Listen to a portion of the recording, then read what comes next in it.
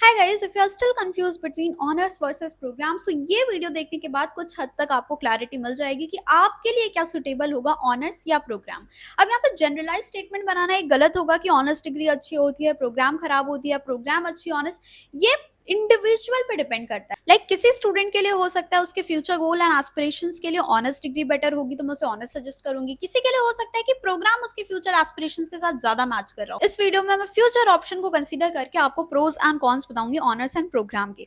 अब डिफरेंस क्या है? ऑनर्स मतलब आप एक single subject in depth in detail पढ़े होते हैं, उसकी पूरी नॉलेज ले रहे होते हैं। हर साल आपके 3 साल की ग्रेजुएशन है अगर, तो तीनों साल वो सब्जेक्ट आपके पास रहेंगे। अगर बीए पॉल साइंस है so you have BA pol science in detail, BSc zoology honours है तो ऑनर्स, मैथमेटिक्स ऑनर्स है तो आपके हर साल में वो सब्जेक्ट रहेंगे। इसके अलावा आपके पास कुछ एडिशनल जी सब्जेक्ट होते हैं जो आप एक एक साल में पढ़ते हो। अगर कोई जूलॉजी ऑनर्स कर रहा है तो वो एक साल बॉटनी एंड एक साल इलेक्टिव में अपनी केमिस्ट्री रख सकता है। कोई पॉल साइंस पढ़ रहा है तो एक साल वो हिस्ट्री एंड एक साल अपने अलग जनरल इलेक्टिव्स अपने मन से वो सेलेक्ट कर सकता है। Whereas in program you have 3 subjects in all the 3 years। जैसे life sciences and physical sciences का प्रोग्राम कोर्स बीएससी के लिए, तो लाइफ साइंसेज में केमिस्ट्री, बॉटनी, जोलॉजी ये तीनों साल आपके पास रहेगी। ऐसा नहीं होगा कि बॉटनी आप सिर्फ थर्ड सेमेस्टर में करो, फर्स्ट में मत करो, तो ये ऑप्शन नहीं होता। इसमें आपको हर साल में तीनों तीनों सब्जेक्ट करने होते हैं। अगर बीए के हो, बीए प्रोग्राम में जो कॉम्बिनेशन है वो पढ़ोगे, हिस्ट्री प्लस पॉल साइंस और what ever the combination you have. यहाँ पे भी आपके 3 मेजर पेपर हो रहे होंगे। अगर पॉल साइंस है तो पॉल साइंस के जो 12th में यूनिट्स पढ़ी होंगी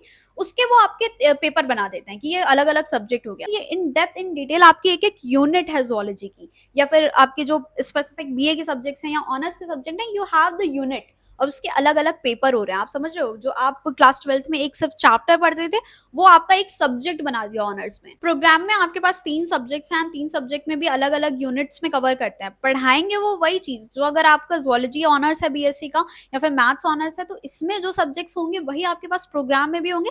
इट जस्ट कि एक ही सेमेस्टर में वो 3-4 यूनिट करके वो निपटा देंगे ब्रॉडर चीजें। इतना इन डेप्थ वो क्वेश्चन भी नहीं पूछेंगे एग्जाम में।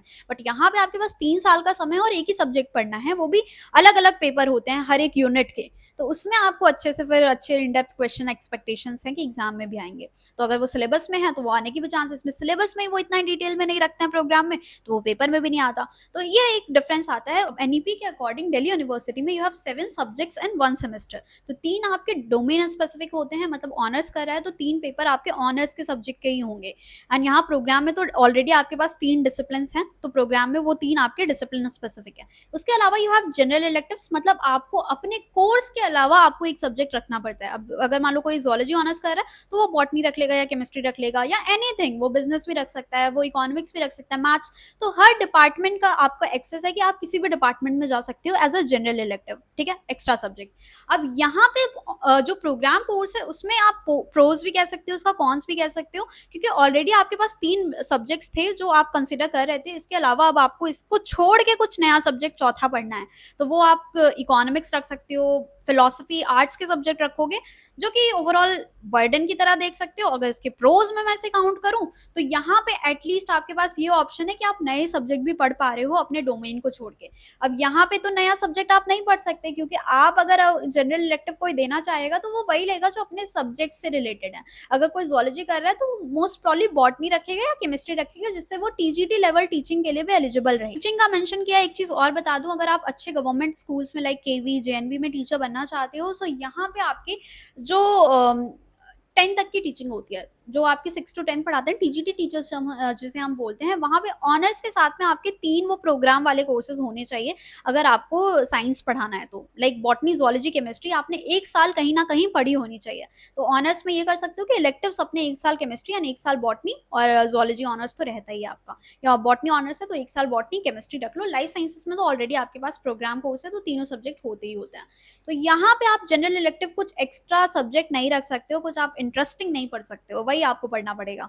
तो ये थोड़ा सा एक इसका प्रोज कॉन्स जो भी आप कंसीडर करना चाहते हो वो कर सकते हो। Same goes with BA course and BCom courses, ठीक है।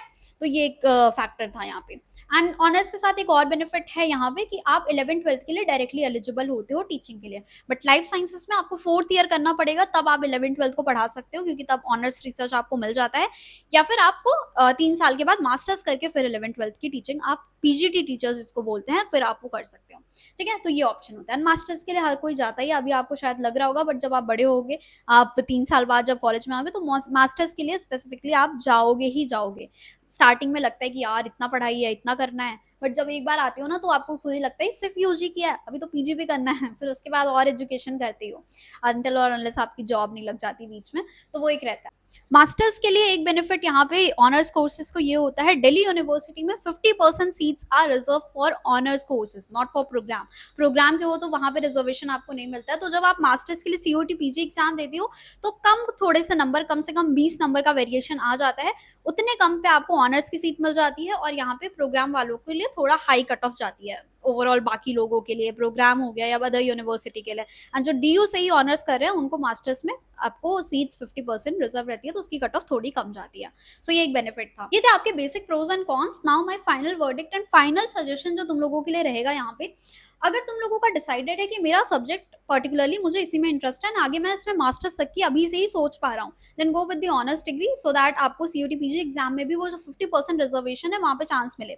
अब वहाँ पे 100% नहीं होता, क्योंकि 50% वो भी आपके डीयू के 70 कॉलेज है, 70 इंटू 50 बच्चे हैं, तो इतने में से चांसेस क्या है, मास्टर की सीट बहुत कम है, 50 सीट्स होंगी या मैक्सिमम 70 सीट्स होंगी, तो इतने में से उसमें भी 50% आपको रिजर्वेशन मिल रहा है। तो ओवरऑल एफर्ट तो देना ही पड़ेगा, ऐसा नहीं है कि जाके मास्टर्स मिल ही जाएगा, सीयूटी पीजी एग्जाम में भी एफर्ट देना।